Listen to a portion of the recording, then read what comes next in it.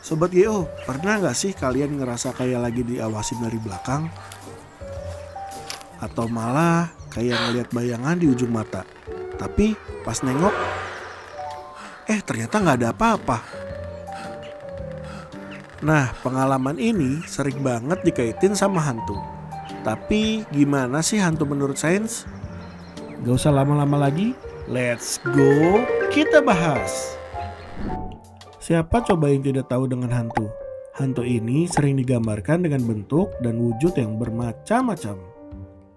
Dan di setiap wilayah di dunia ini juga memiliki hantu yang berbeda-beda. Lalu, benar gak sih hantu itu ada? Sebelum kita ngebahas itu, kita bahas dulu hantu dari sudut pandang sains yuk.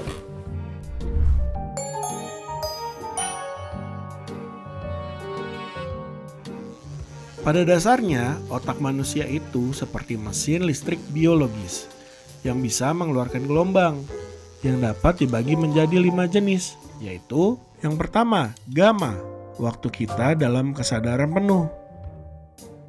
Lalu, beta, waktu kita sedang fokus.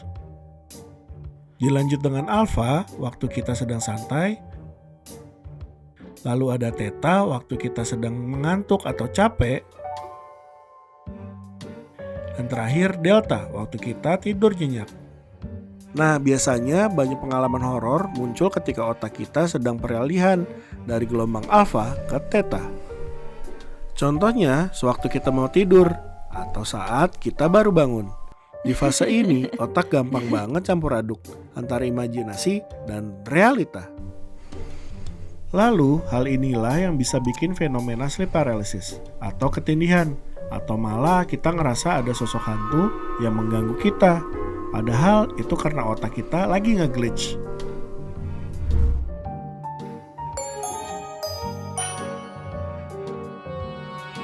Manusia pada dasarnya hanya bisa mendengar suara dari 20 hingga 20.000 Hz.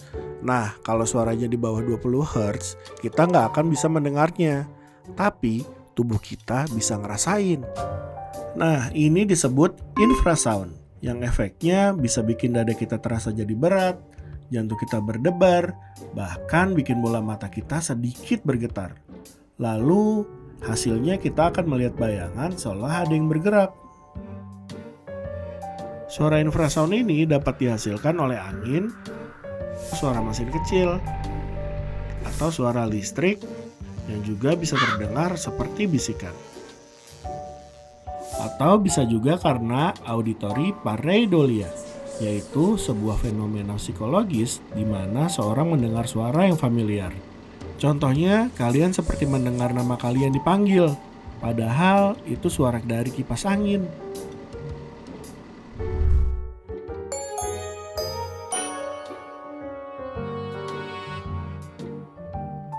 Pernah lihat bayangan lewat di ujung mata? Itu karena bagian penglihatan samping atau peripheral vision kita yang kurang detail. Area ini jago deteksi gerakan, tapi gampang juga salah.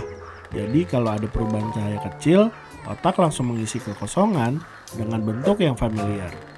Seringnya jadi sosok bayangan, apalagi kalau kita lagi capek dan otak kita ada di gelombang alfa atau theta, halusinasi visual jadi makin gampang muncul.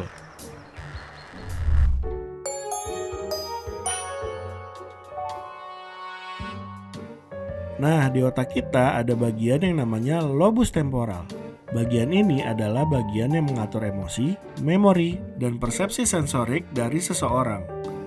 Jika bagian ini terkena gangguan, misalnya pada epilepsi lobus temporal, atau bahkan terkena medan elektromagnetik yang kuat, orang bisa merasa ada kehadiran di dekatnya.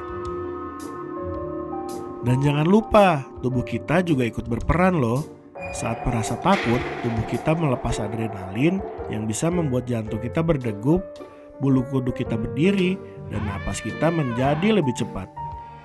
Hal ini sering bikin kita ngerasa ada energi gaib di sekitar kita, padahal tubuh kita cuma lagi aktifin mode survival.